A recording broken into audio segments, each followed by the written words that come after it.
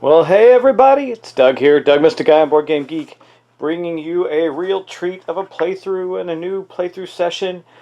I am bringing you Zombicide Black Plague. I just got it, and it's now it's just the core box, which is okay. There's lots more coming from this, but Cool Mini or Not did a really cool thing and wanted to give everybody a shot to play this over the holidays. Got the base box out to everybody. However, and they posted this, and it's cool, but they did make a little mistake in the fact that we have the French version of the rulebook, so I can't read any of it. But I have got the rule book up on my screen online, and I printed off some things, but my printer decided to start eating some things when I was trying to print the scenario, so I got to fix that. Decided I'd rather record this and have fun than fix a printer. So we're going to do that instead. Now, I don't have a ton of zombies, so one of the things I like to avoid is having the extra activations due to running out of miniatures, but because I just have the base box, that may happen. It'll be very interesting. Let's talk, though, about the setup and differences. So let's get to that. So the first thing that we're going to talk about is the basic setup. You notice that I have the board for Silas here. He's an elf, and man, these little player boards are so cool. You got three pegs here for your new abilities. There's more pegs in the color, but you match the color, so he's the orange base. By the way, the miniatures are sweet too. There's his miniature. He's looking awfully cool. Love the minis in this. They're really good. And this is his setup. So basically he's starting with his +1 die roll unranged. He's got a short bow. Let's take a look at that short bow. It's starting equipment. And then one of the things I love about this is all the starting equipment's marked. So you don't have to go searching for it or wonder what it is. This means that it does require his hand. It's cool. And it's also not noisy. It's got a slash through noise marker, so he can shoot it. A 0 to 1 range, rolls 1 die, scenes of 3 or better, and it does 1 point of damage. But because he gets +1 die to roll to archery, or +1 2 die roll ranged, he's going to get it's actually a 2 or better for him, really. Pretty awesome. And so that's how you set up the board. You got 0 wounds, you got your extra tags, you tag the 1 ability they have, you get their starting item in there. As we play, I'll tell you what their starting items are as we go along. In Zombicide I used to play a varying amount of characters, but it does specifically state that we're going to be playing with 6 characters in every scenario, which is fine. And we'll talk about the scenario in a bit. But this plays outside of some nuances to the rules because it's a fantasy setting. It does play an awful lot like the regular Zombicide. The biggest change are the Necromancers, the vaults. Necromancers are summoning the undead, and when they come on the board, you got to chase them down and kill them before they get off the board, or you end up with another spawn point. And if you end up with too many of those, you lose the game. It's one of the ways to lose. And of course, losing all your characters is another way to lose. But we'll be playing with all 6 characters, and I do like these noise tokens better. They're just nicer looking. Got the fantasy feel to them and everything. Pretty cool. Also, in this game, you don't have Molotovs. You have this Dragon Bile, which you can throw a torch at and flip over and turn into a big blob of fire. Pretty sweet. This scenario we're going to be playing, I'm going to go over next. Like I said, I'm just going to go over the characters while we're playing. I think that'll be the easiest, most enjoyable way to do it. But you can see our map here. It's a small one. It's just 4 tiles in this map. And we're going to be starting with all of our heroes right here. So here is Silas. We're going to put him right here, along with Anne. She's the nun, the fiery nun. She's wielding a short sword. We got Baldrick. He's like Gandalf. He's got a staff and his staff and his sword. He's got his starting ability, Spellcaster. We'll talk about that. And he's also got Mana Blast in his hand. He's carrying a spell. He's pretty cool. And then we got one of the ones I like a lot is Nelly. She's like this barmaid, ferocious warrior barmaid or something like that. She's cool. She's red, so we're gonna look and we'll see her in action pretty soon. She's got a short sword as well, and then we have Clovis, who is a warrior. We got to get him some gear. I saw this painted. There's a painting guide videos from, I can't remember the name of the company, but I'll try and remember it and post it in the video. And I saw the paint job in this, and man, it really excited me about painting these. And his was particularly nicely done. I really liked it. And then lastly, we have Samson, the dwarf. He's got a hammer. He's also got a really interesting starting ability called Ironhide, which basically treats it like he has armor on, which is cool, which is something new that you get into the game. Something else that's new that I'll talk about before we get started is the ability for all weapons to open doors. You can see here you can open a door with a short sword. You have to roll a 4 or better on a die to open it, and it does create noise. So you could be banging on that door quite a bit. You'll notice that the spell, like Mana Blast, that our guy Baldrick has, can't open doors, and it is noisy when he attacks with it. Because it goes or something. Who knows? But guys, that's our setup. So let's talk about our scenario, and we'll talk about some key features on the board next, and we'll get playing. Okay, well, like I said, I unfortunately don't have a printed copy of the rules. When I tried to print them, my printer went haywire. So I just wanted to go over the scenario real quickly with you. We're going to start with the question, and you saw it in the title of the title's introduction. It says Quest 1, Big Game Hunting. It's easy. It's for 6 survivors. Should take about an hour. We'll see how that goes. Here's the story thus far. We quickly discovered the starting point of the zombie invasion.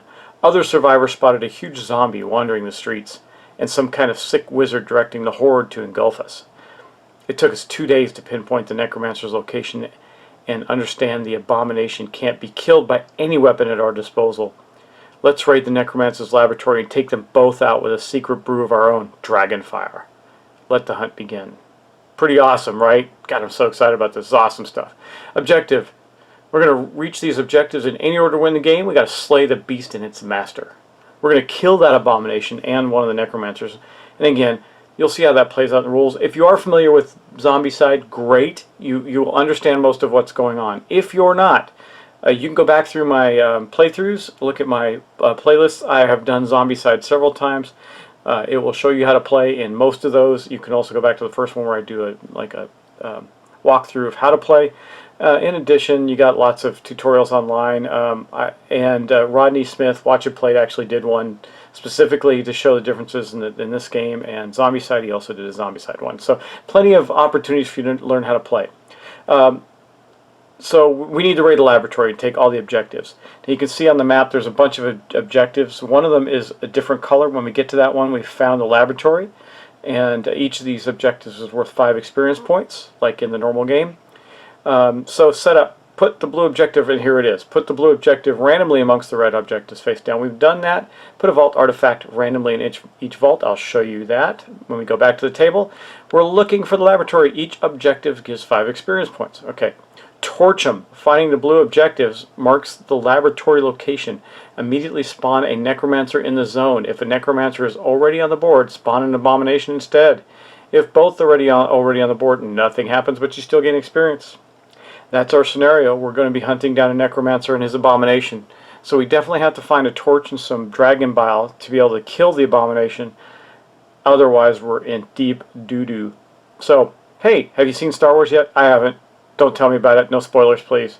I'm excited about it. I'm getting my younger son, 10-year-old, to watch the original series so he understands what's going on when we go to the movies and doesn't spend the whole movie asking questions. Anyway, let's go back to the table now. So we talked about the vault. You heard me say that. This is a vault entrance right here.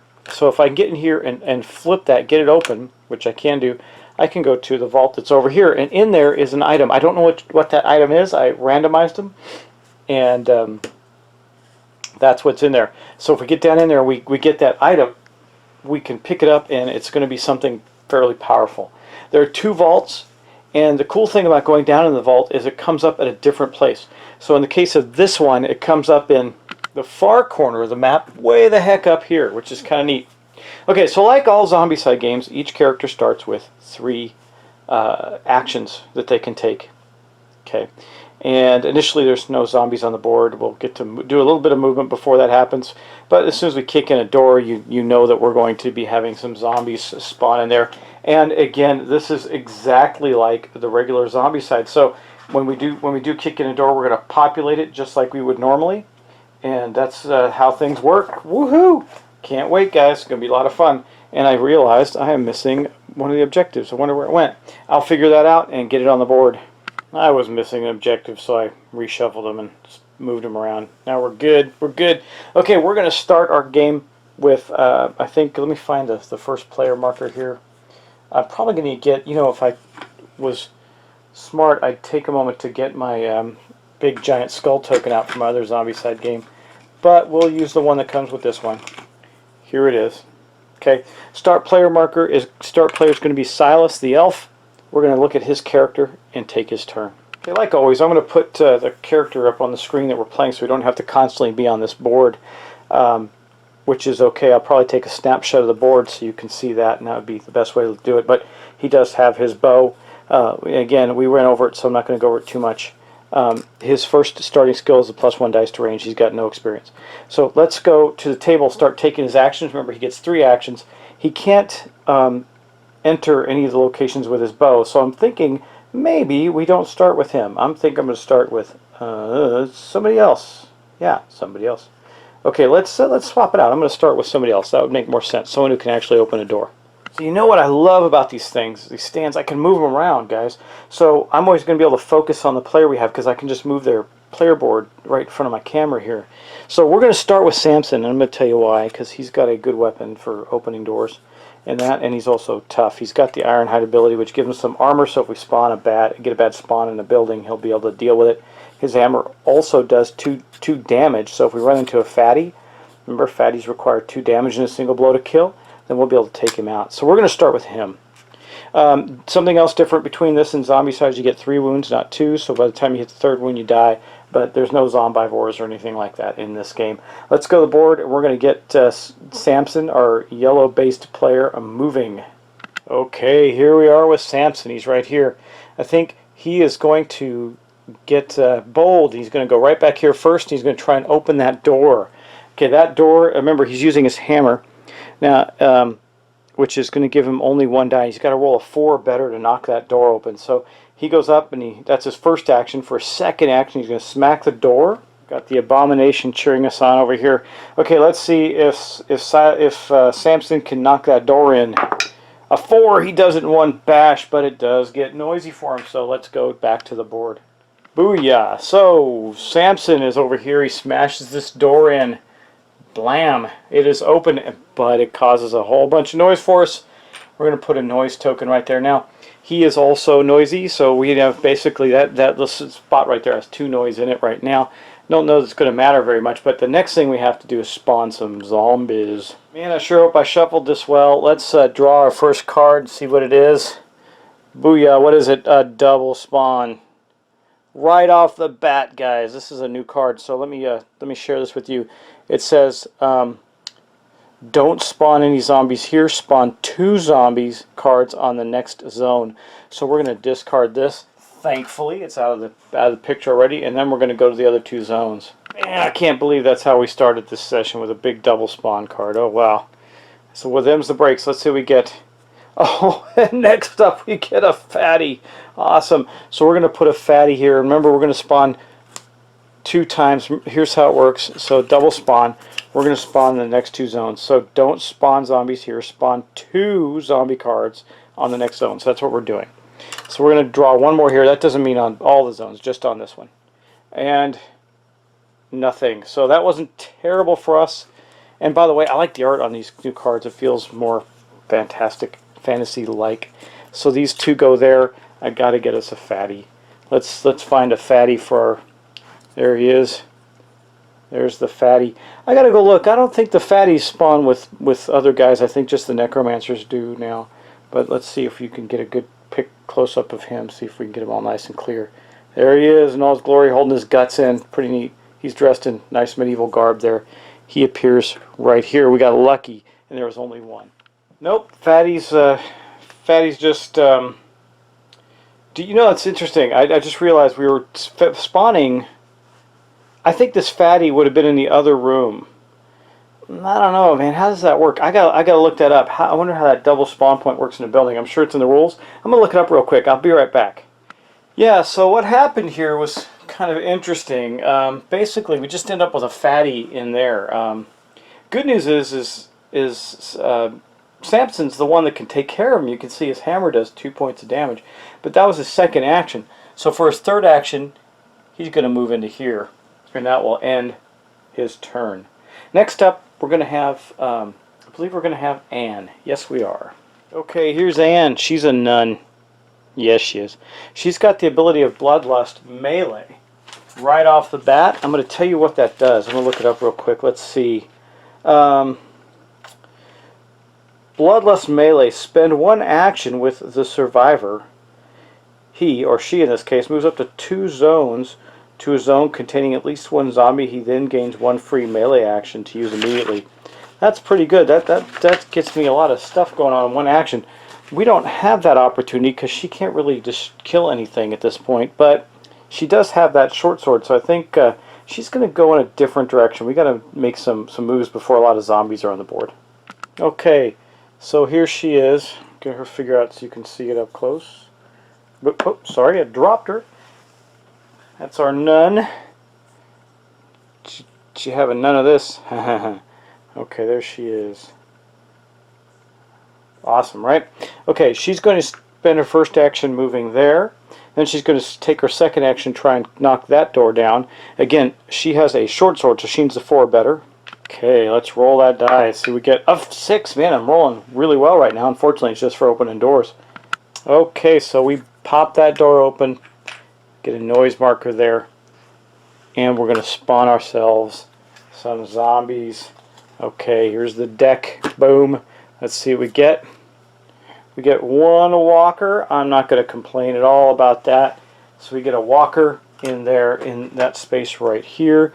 It looks like it's only 1 room, as far as I can tell, 1 big room. So there's just 1 little dude in there. There might be 2 rooms. Let me think. What do you think? Do you think that splits it? Nah, I don't think so. It looks like 1 room to me. All the other rooms are split pretty clearly. So I think we just got 1 wee little walker in there, and that's all we have to do. That was action number 2. I think she's not going to move in there for number 3. Well, wait, she's got her melee bloodlust ability, right? So let's look at that again. I think she's going to step in and try and kill that thing. Yeah? What do you think? I think she should, especially since she's going to be able to. Again, she's got bloodlust melee, so spend 1 action. This will be her 3rd action with the survivor. She moves up to 2 zones, to a zone containing at least 1 zombie, and then gets 1 melee attack. Okay, so booyah. Now, this is dangerous, except we got other characters that can go in there and take that out, because when the zombies activate, she'll already be in there, and if she hasn't killed them, well, that's going to be problematic. But let's go roll for her a short sword. Okay, now for her attack, she does need a 4 or better. A 3. I miss. See, I can crack open some doors, but I can't hit any zombies. That puts Anne in a wee bit of trouble. So let's hope her fellow companions can get her out of that. Okay, next up is Baldrick.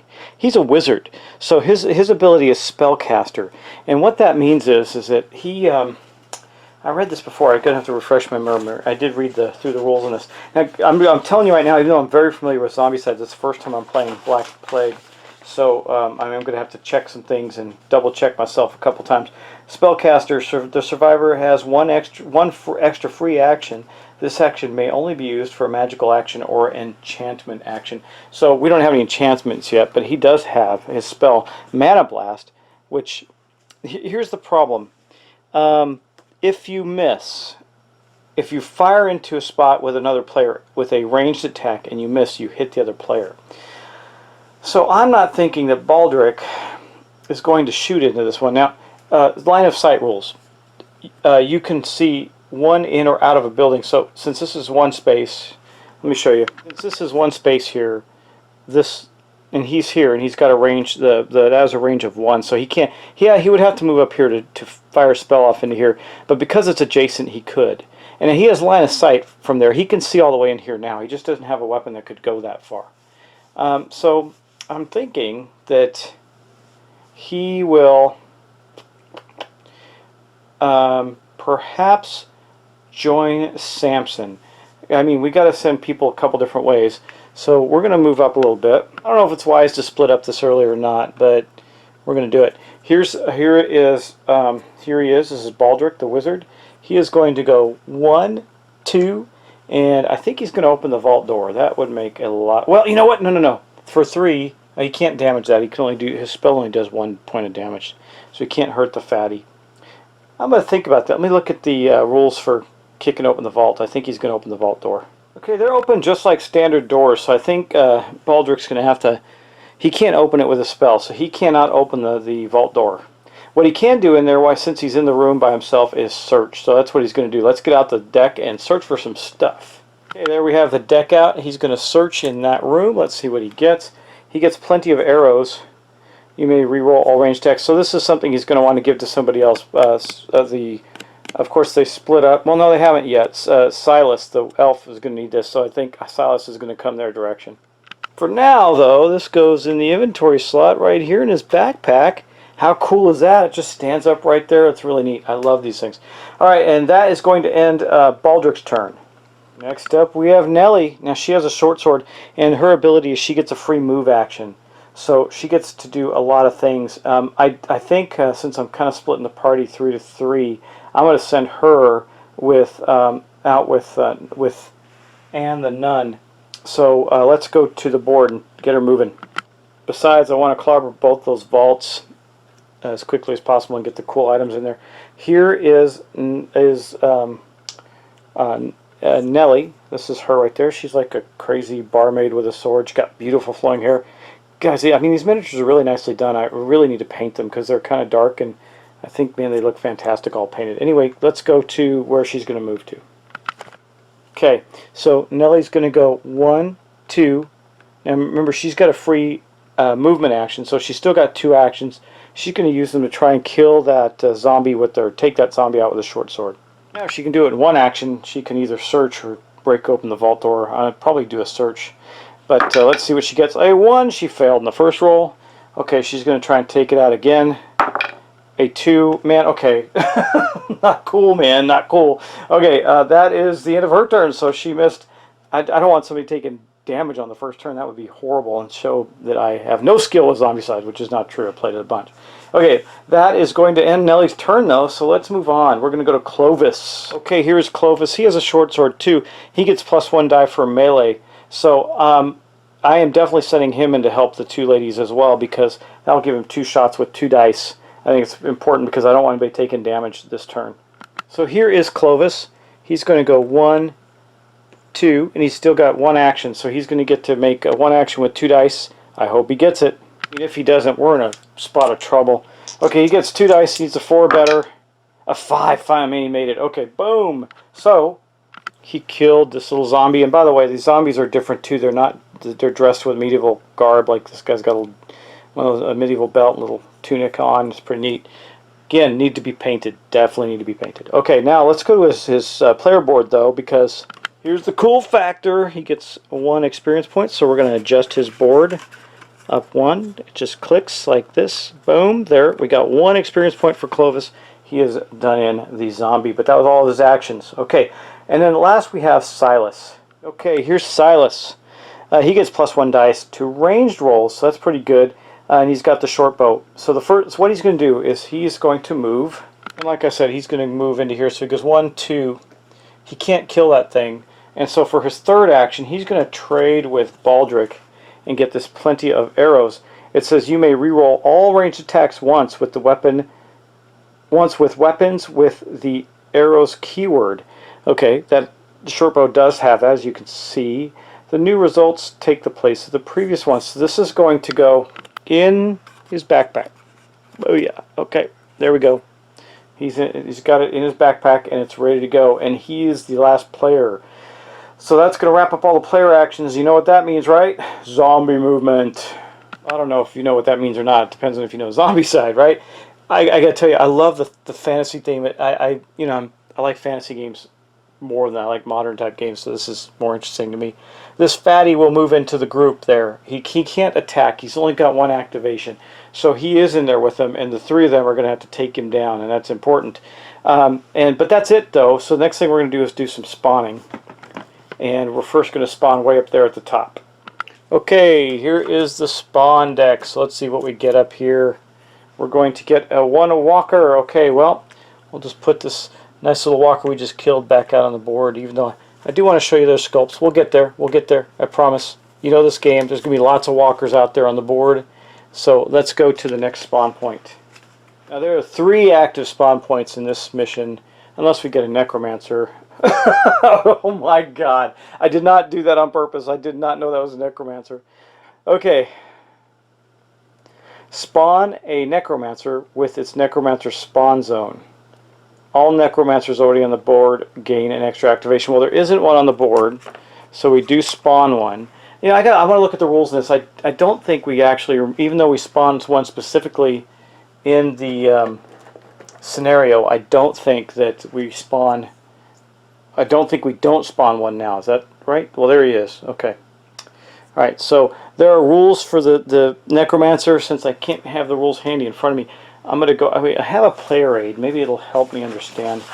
I printed out a player aid. I don't know if it shows that in the player aid. Let me go find it. It was a 1-pager. Here it is. So here's the player aid. Let me back up. Wrong way. Verp. Okay. Here's the player aid. Zombie phase. Let's see. Spawn. It doesn't tell me, so I'm going to have to go look in the book. But this is a little player aid on the activations. Okay. Let me go read up on the Necromancer real quick, and then we'll get him spawned up here. Okay. See this lovely thing here? This is a Necromancer spawn point. So what we do is we place this one here as well. So now there's 2. This one already spawned, but we are going to spawn again because we're going to put some zombies out there. It was a runner. So when the Necromancer appeared, he also spawned a runner in that space. So here's a runner. This is a medieval runner. He's got a little hoodie. That's pretty cool. Okay, so he's going to go right there. Of course, he's not going to activate. He's just spawning. So that's going to be the end of that. And again, just if you haven't seen it, here's the Necromancer's card. It basically says if there is an extra Necromancer, we'll activate him, but we're not going to. And then we're going to spawn one more spawn point here. Let's see, we get 1 walker. That's not too bad. I'm not going to complain about walkers. They don't do much. And let's see if we can find another cool walker sculpt for you to look at. Yeah, here's one. Nice, lovely lady walker. She's got a big tear in her dress, and her face is all gaping open. She's got a cute ponytail, though. Okay, she's right here. Now, this spawn point here is the Necromancer is up and down the street. Now, what the Necromancer is going to try to do is he's going to try and get out of the zone. Okay, and so he's going to start making his movement down the street, try and get there. If he gets out, that's bad for us because that means that spawn point he created stays there. If we kill him before he gets to the end of the street, then we get to take that spawn point away. Oops, sorry, bumped the camera. And I hope that's what we get to do.